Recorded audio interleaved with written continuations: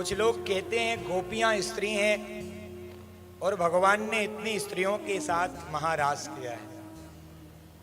पर श्री सुखदेव जी ने जो कथन यहां सुनाया है परीक्षित जी को, इस प्रसंग से तो यही स्पष्ट होता है प्यारे कि जितनी गोपियां हैं स्त्री नहीं है। क्यों? क्योंकि स्त्रियों का एक विशेष स्वभाव है। हमारी माताएं बहुत विराजमान है, आज की संख्या तो बहुत परिपूर्ण है महाराज। हम भी आज थोड़ा गदगद ही हैं, क्योंकि मातृ शक्ति जहां रहती है आनंद ही आनंद रहता है।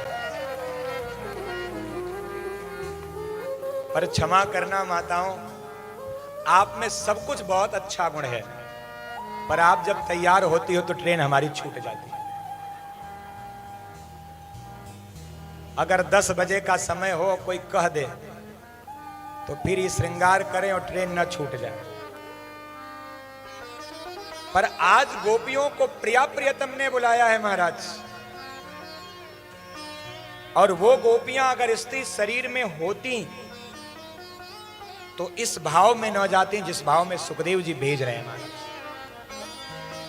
लिम्पन्त्यः प्रमिजन्त्योऽन्या आंजन्त्यः काश्यलोचने। गोपियां कर क्या रही हैं सुखदेव जी बता रहे हैं। जिस समय भगवान ने रात्रि में वेणु का नाद किया ना, उस समय कोई गोपी भोजन बना रही है, कोई घर की सफाई कर रही है, लेप कर रही है मिट्टी का, कोई भोजन परोस रही है परिवेशयन्ति, कोई अपने सास के ससुर के पैर दबा रही है, पति की सेवा कर रही है, कोई आंखों में काजल लगा रही है, कोई अपने केस को संवार रही है।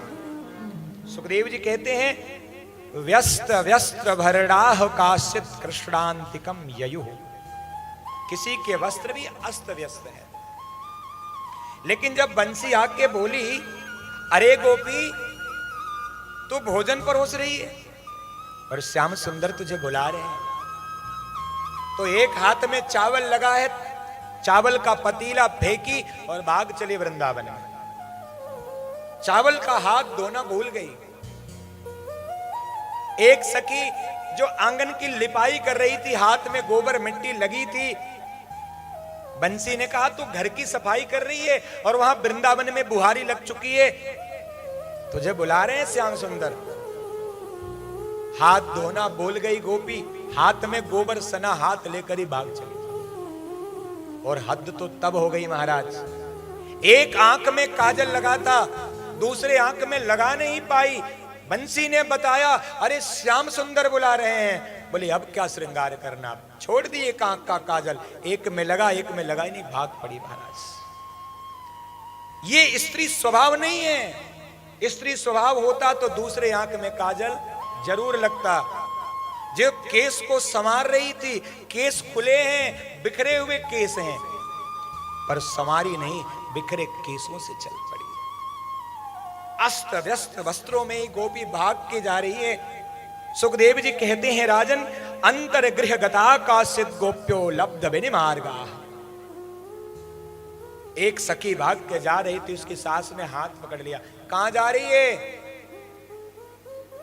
हाथ जोड़कर बोली मैया आज मत रोको, श्याम सुंदर ने बुलाया है। अरे मेरे रहते तो उस छलिया कृष्ण के पास जाएगी। सास ने उसको कोठरी में बंद किया, ऊपर से सिटकनी चढ़ा दिया महाराज, कुंडी लगाई।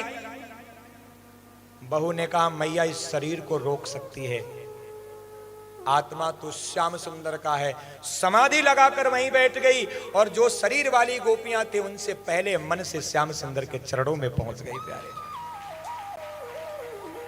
सुखदेव जी कहते हैं राजन, दुसह प्रेष्ठ बृहति व्रता पधुता।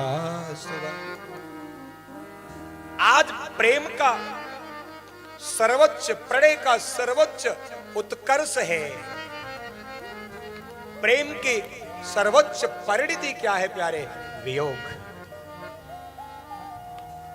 प्रेम तभी पूर्ण होता है जब वियोग का चरमोत्कर्ष होता है।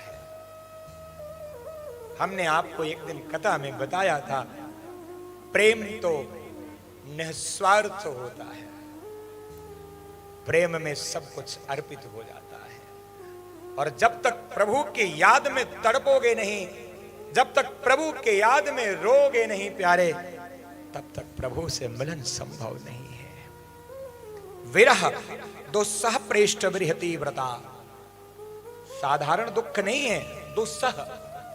जिस दुख को सहन करने के लिए भी एक धैर्यता की आवश्यकता होनी चाहिए, ऐसा विरह का भाव चढ़ा गोपियों में। तो जार बुद्धिया भी,